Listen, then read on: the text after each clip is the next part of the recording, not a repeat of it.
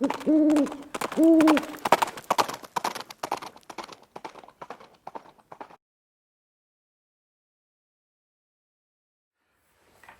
hey guys, it's Viejo here, and we are right near the end of October in 2025. Got Halloween coming up this next weekend, in fact.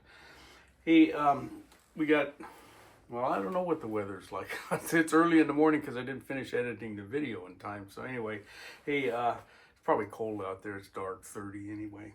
This is part 2 of episode 30 of Wadcutter Wednesday, and we're working with the Saeco number 397. There's the bullet in the mold, okay? And we're going to go ahead and get them loaded up and shot in this piece of the video. So we'll take a look at it. This is a 148 grain. I think mine came out at 147 grains. Got to go back and look at my own video now. Double-ended wadcutter for 38 caliber. We're shooting them 38 specials. Got these loaded up with our standard load of 2.8 grains of bullseye, which is where we've been loading all of the 38 wadcutters, just for comparison's sake. Some of them do well with that, some of them don't.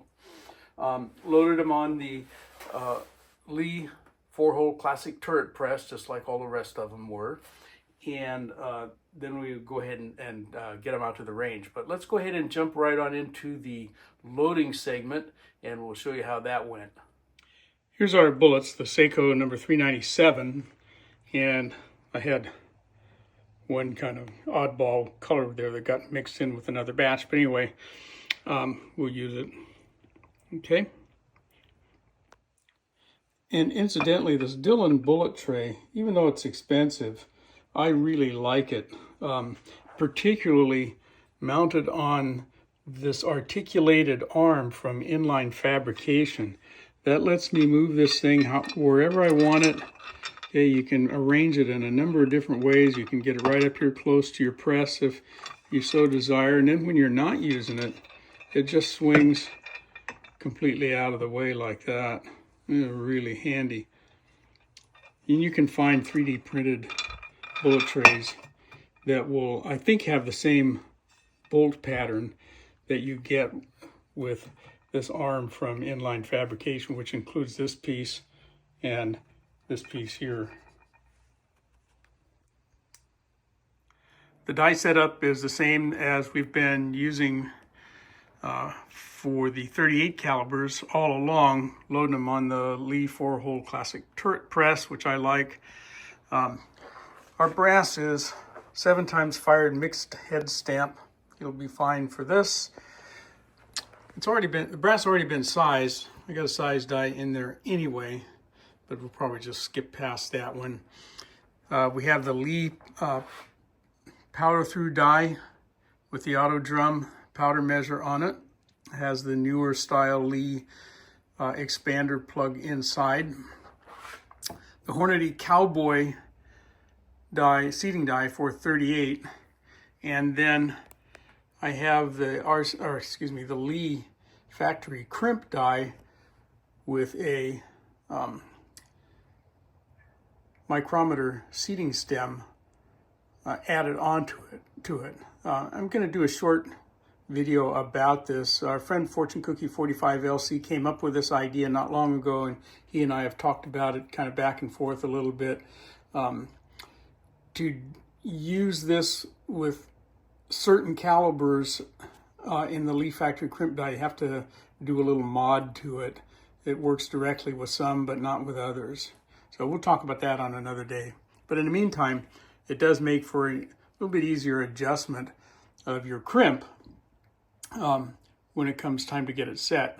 And if you have a situation where that die is always seated either in your tool head or turret or in a breech lock bushing to exactly the same depth there, then this can be used to record your crimp setting for a particular round.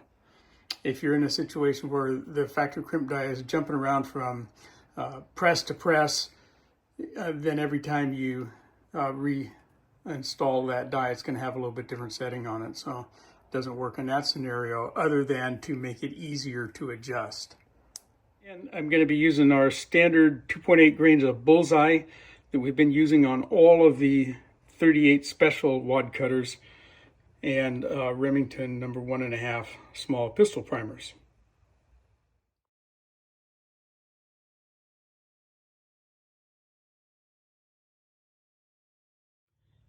Here's what 2.8 grains of bullseye looks like down in that case.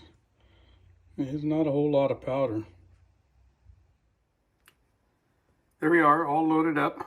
Looks like we got 54 of them, counting that one little blue weird one that got mixed up. But anyway, the Saeco number 397, these guys came in at 147 grains. Sitting over top of 2.8 grains of bullseye powder, Remington 1.5 small pistol primers, and mixed head stamp brass. All right, range time coming up next week. Okay, so as I said, we took these to the range and shot them with the Smith & Wesson Model 10. It's a fairly new revolver for me. I've only had that thing about a year. Okay, it's a nice revolver. I enjoy shooting it. Shorter barrel than some of the others, but it does a good job. Non-adjustable sights and all that good stuff. Anyhow, when I did the casting, loading, and shooting for this, it was about 7 months ago, quite a while ago anyway. At that time, I was having some work done with some pre-cancer stuff on my face and it looked terrible. So the shooting video is not going to have anything of me in it. So it's just going to be the targets. And I shot a couple of wheels full for you. So we'll go ahead and take a look at that.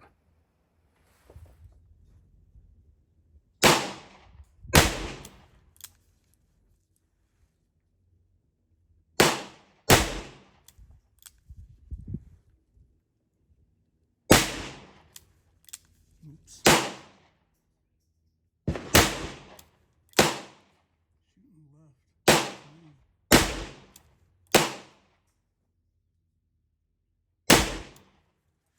All right, not It shoots really nice.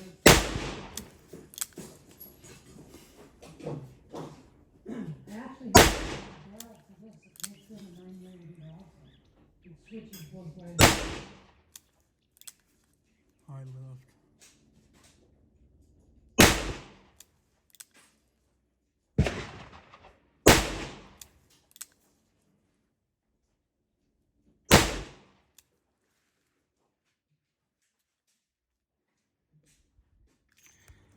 Okay, there's that first group. There's the next one. Not stellar. Those are 3-inch targets, 3-inch blacks.